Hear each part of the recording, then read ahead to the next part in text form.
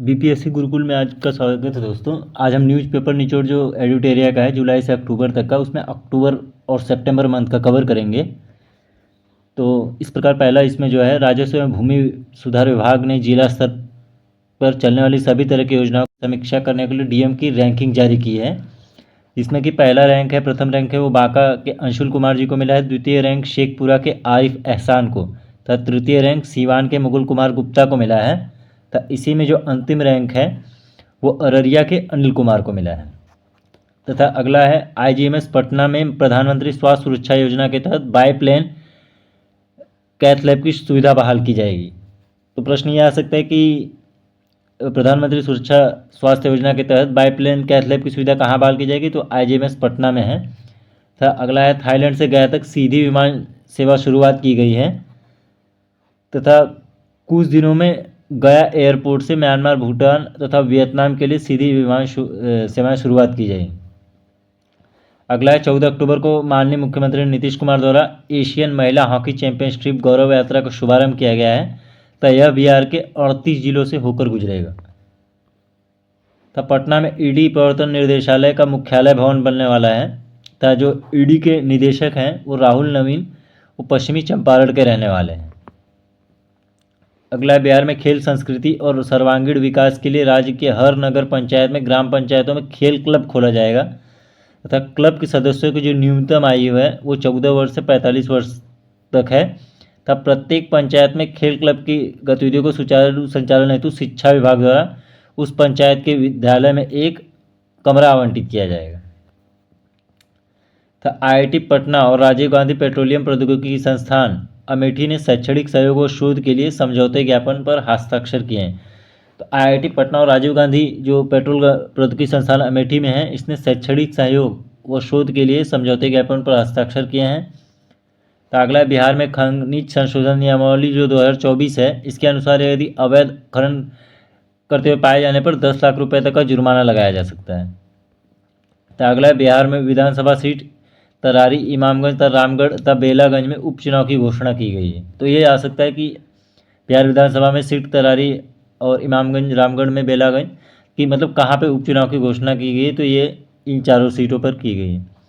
तो श्री कृष्ण विज्ञान केंद्र पटना में SCERT द्वारा राज्य स्तरीय रोल प्ले प्रतियोगिता का आयोजन किया गया। तो श्री कृष्ण पटना जो विज्ञान केंद्र है वहाँ पर SCERT द्वारा राज्य स्तरीय प्ले रोल प्रतियोगिता का आयोजन कराया गया, जिसमें कि जमुई प्रथम स्थान पर है तथा भागलपुर द्वितीय था, अरवल दूसरे तथा क्रमशः तीसरे स्थान पर रहा है।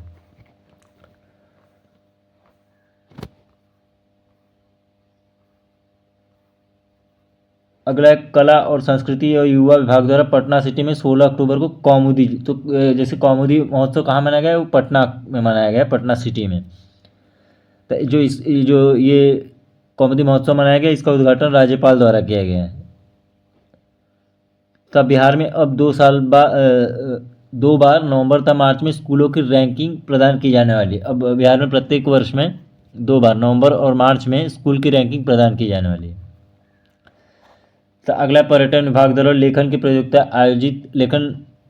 का आयोजन करवाया गया है, जिसमें विजेता को 1 लाख रुपये तक पुरस्कार दिया गया।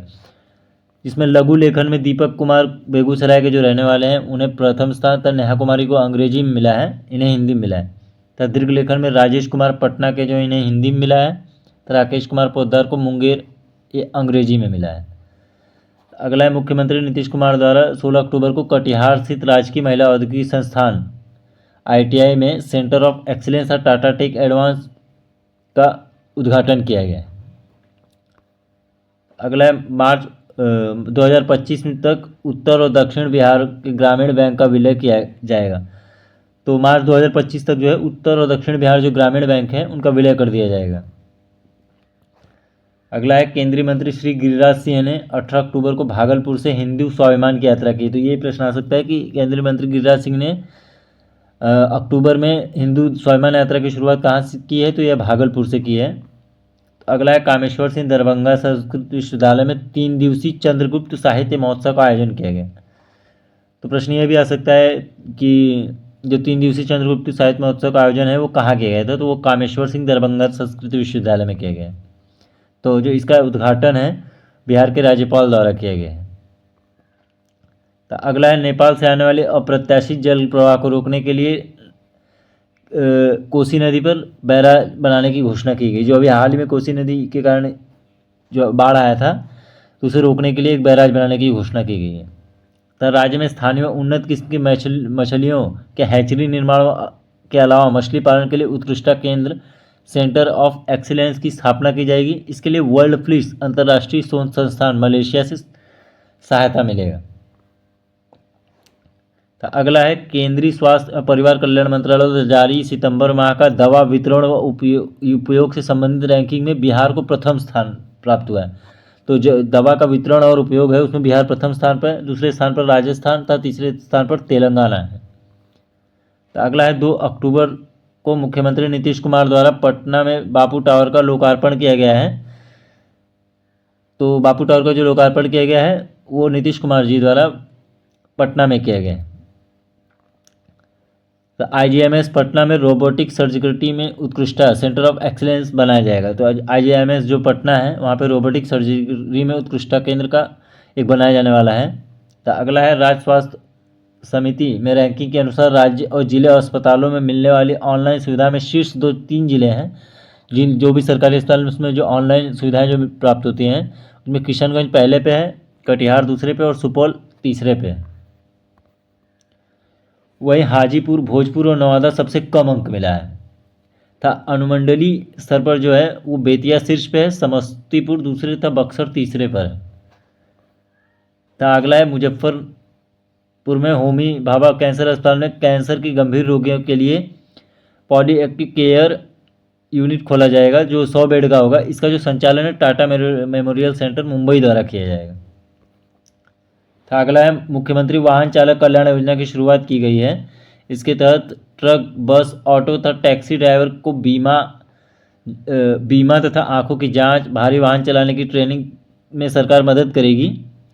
तो और था अगला है बिहार में पहली बार अल्ट्रा सुपर क्रिटिकल तकनीक पर आधारित बिजली यूनिट औरंगाबाद के नबीनगर थर्मल पावर प्लांट में लगाया जाएगा। तो प्रश्न यह आ सकता है कि बिहार में कहाँ पहली बार जो है अल्ट्रा सुपर क्रिटिकल तकनीक पर आधारित बिजली थर्मल पावर प्लांट लगेगा। तो वो है औरंगाबाद के नबीनगर थर्मल पावर प्लांट। तो अगला है स्टेज 2 में 800 मेगावाट की 3 इकाइयाँ तथा 85% बिजली बिहार को प्राप्त होगा। था स्टेज 1 में जो है 660 मेगावाट की 3 यूनिट लगी हुई। जो प्रथम स्टेज है उसमें 660 की 3 यूनिट पहले से ही लग गई है। था ये जो यूएससी तकनीक है इसमें कोयले की क्षमता बढ़ती, मतलब कोयला जो होता है सुपर क्रिटिकल तकनीक पर आधारित यूनिट से बनने वाली बिजली में जितनी कोयले की खपत होती उतने ही कोयले से यूएससी तकनीक आधारित यूनिट से करीब 12% बिजली का अधिक उत्पादन होता है। तो अगला मुख्यमंत्री नीतीश कुमार जी द्वारा 3 अक्टूबर को राजकीय औद्योगिक प्रशिक्षण स्थान पटना सिटी के नवनिर्मित भवन का उद्घाटन किया गया है। तो अगला है टाटा टेक्नोलॉजी के सहयोग से 87 राजकीय औद्योगिक प्रशिक्षण संस्थान सेंटर ऑफ एक्सीलेंस के रूप में विकसित किए जाने हेतु शिलान्यास किया गया। तो ये टाटा टेक्नोलॉजी के सहयोग से किया गया है। तो बिहार सरकार ने 2 से 2.5 दशक पुराने पुल पुलियों का हेल्थ कार्ड बनाने का फैसला किया है। तो अगला है बिहार सरकार द्वारा दिल्ली में 5 सितंबर को बिहार बिजनेस कनेक्ट 2024 के अंतर्गत बिहार इन्वेस्टर मीटिंग, तो बिहार इन्वेस्टर मीट का जो आयोजन करवाया गया वो दिल्ली में करवाया गया है और इसका जो उद्योग मंत्री हैं वो नीतीश मिश्रा द्वारा किया गया था। पटना हाई कोर्ट में 2 मुख्य न्यायाधीशों की नियुक्ति की गई है जिसमें शशि भूषण प्रसाद सिंह और अशोक कुमार पांडे था। ये जो इन्हें गोपनीयता की जो शपथ दिलाई गई है ये विनोद चंद्रन द्वारा जो मुख्य न्यायाधीश हैं पटना हाईकोर्ट के उन्होंने दिलाई है। तो अब पटना हाईकोर्ट में कुल जजों की संख्या 35 हो गई है। तो जो कुल स्वीकृत संख्या है वो 53 है। तो डायरेक्ट बेनिफिट ट्रांसफर के माध्यम से बाढ़ पीड़ितों के खाते में 7-7 हज़ार रुपये भेजे गए हैं। तो जो बिहार में बाढ़ त्रासदी आया होता है उस पर माननीय मुख्यमंत्री ने कहा है कि राज्य के खजाने पर पहला हक बाढ़ पीड़ितों का है। तो अगला है प्रश्न कला संस्कृति और युवा विभाग द्वारा 5 से 6 अक्टूबर 2024 को श्री कृष्ण मेमोरियल हॉल पटना में दशहरा महोत्सव का आयोजन किया गया है।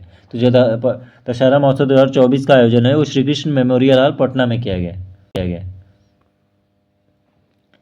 अगला है 6 अक्टूबर को मुख्यमंत्री बालिका कैंसर प्रतिरक्षण योजना का शुभारंभ स्वास्थ्य मंत्री मंगल पांडे द्वारा किया गया है। तो जो बालिका कैंसर प्रतिरक्षण योजना है, इसमें क्या है कि इसके अंतर्गत जो बच्चेदानी को मुंह से के कैंसर के बचाव हेतु निःशुल्क ह्यूमन पैपिलोमा वायरस वैक्सीन का टीका दिया जाएगा।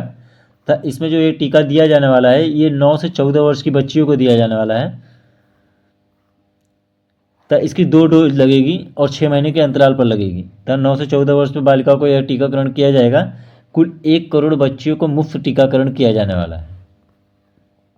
तो अगला है केंद्र सरकार ने ई श्रम पोर्टल के अनुसार बिहार के शिक्षा क्षेत्र में रोजगार के मामले में तीसरे स्थान पर है। तो जैसे केंद्र सरकार ने जो ई श्रम पोर्टल है, उसके अनुसार जो बिहार शिक्षा के क्षेत्र में जो रोजगार देता है, वो इस मामले में तीसरे स्थान पर, पहले स्थान पर है उत्तर प्रदेश, दूसरे स्थान पर पश्चिम बंगाल तथा तीसरे स्थान पर है वो बिहार का है, जिसमें कुल 5,21,326 रोजगार मिला है, जिसमें 53% पुरुष तथा 46% महिलाएं शामिल हैं।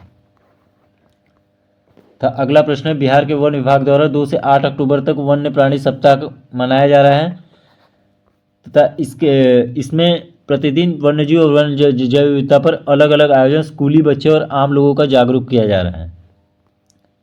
तो अगला प्रश्न है, बीपाड़ जो गया में है, देश के पहले अत्याधुनिक जेन नेक्स्ट लैब का नीति आयोग के सीईओ BR सुब्रमण्यम ने उद्घाटन किया।